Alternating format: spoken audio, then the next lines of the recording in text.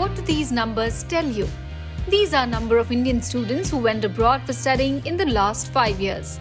The numbers were increasing at an average rate of 15% year-on-year except in 2020 and 2021 due to COVID-19 implications and travel restrictions.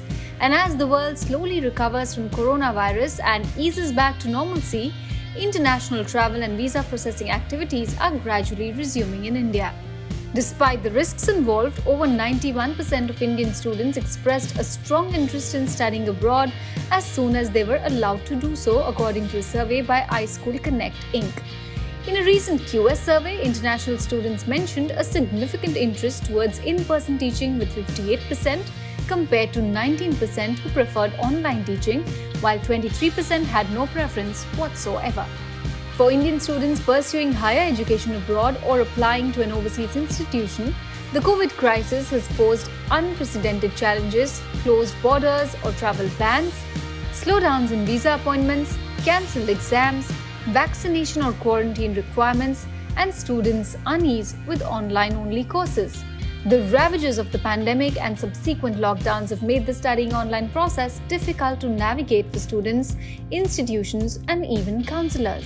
While the second wave of the pandemic has been devastating, this time around institutions and applicants are both more willing to make accommodations. Students can better manage their expectations of what the study abroad experience will entail in this scenario, while some institutions have relaxed admission deadlines and requirements or suspended the submission of standardized test scores to make the process as applicant-friendly as possible. Here are some facts and norms that students aspiring to pursue education abroad should familiarize themselves with. Although non-immigrant travelers are not permitted to enter the US, certain exceptions have been approved. If their academic program begins on 1st August or later, students from various countries including India can apply for a national interest exception. They will be automatically considered for the exception if their visa applications qualify them in either category. Students with valid F1 and M1 visas can enter the US 30 days before the start of their program. Only individuals with legal permission to live and study in England will be permitted to enter the country. Before travelling to the UK, Indian students must obtain a biometric residence permit. India has been added to England's travel ban red list, requiring visitors to spend 10 days in quarantine at their own expense at a government-approved hotel. The country is also vaccinating international students free of cost. With COVID-19 wreaking havoc across the globe, most students who plan on going overseas need the added assurance of a vaccine against COVID before they can succeed. Study abroad advisors have asked students to opt for the WHO-recognized Oxford AstraZeneca Covishield as it is recognized in study destinations. In some cases, fully vaccinated students are exempt from mandatory hotel quarantine, as is the case in Ireland.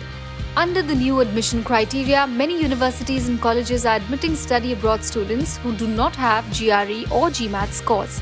There's a reduced fee structure at various universities, allowing more international students to opt for higher education abroad despite COVID-19. Australia is one of the countries that is offering financial support to aspirants seeking admission to institutions in the country. Alternatives to traditional teaching such as pre-recorded lectures, online assignments, video calls, online and open book exams are being adopted. Universities in the US are focusing more on providing an online learning environment that's on par with in-class learning. A number of US universities are pushing towards helping study abroad aspirants through employer workshops, career services, recruitment events, virtual networking events, and so on. Lack of coaching guidance amid health scares coupled with financial crunch have further restricted the intentions of students to go abroad. Therefore, it might be a good idea to find a good coach or consultant who can help you navigate these uncertainties. As the international policies change and the universities reopen, it remains to be seen where the Indian students appear on the global landscape after seeing a sharp decline in students going abroad over 2020-21. But make sure you have a checklist of post-pandemic do's and don'ts ready before you zero in on a university or college of your choice.